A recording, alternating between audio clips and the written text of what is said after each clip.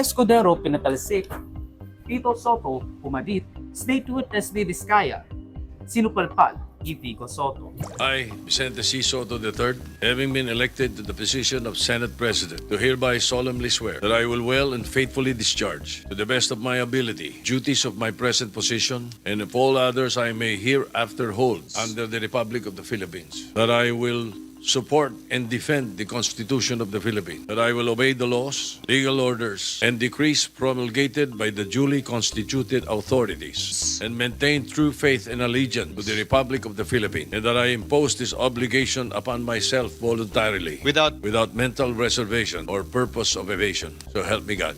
Napatalsik na sa pagka-Senate President si Senator Cheese Escudero matapos ang isang malupitang kudeta with a surprisingly, twist. Kasi wala namang ganong drama. Which, better luck next time. Nais ko din po magpasalamat sa mga opisyal at kawani ng Senado. Karangalan ko po na pagsilbihan kayo at manilbihan kasama kayo nitong nagdaang taon. I serve at the pleasure, Mr. President, of the majority and understand and respect the decision of the majority of my colleagues. I hold no grudges. I hold no ill feelings. I congratulate Senator Vicente Tito Soto III on his election as Senate President, and I wish you well, Mr. Senate President.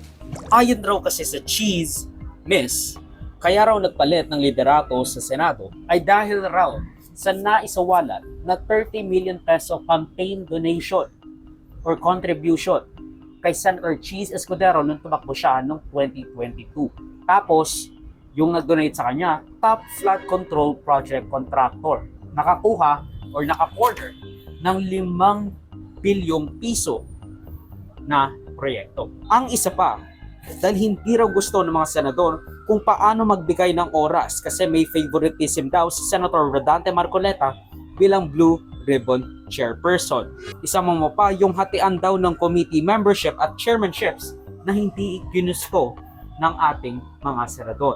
Sir, excuse me. Akala ko ba meron time limit dito kasi marami pang mga nakapila. 1, 2, 3, 4, 5. And then by 2 o'clock ano na tayo, adjourn. So, As a matter of paano fact, your pa 5 natin minutes, sir, is finished already. So, okay. Mr. Chair, Mr. Chair, excuse me. Mr. Chair, because the last time I was here, I was only allowed 2 questions by you. And yet, mga kasamahan ko rito,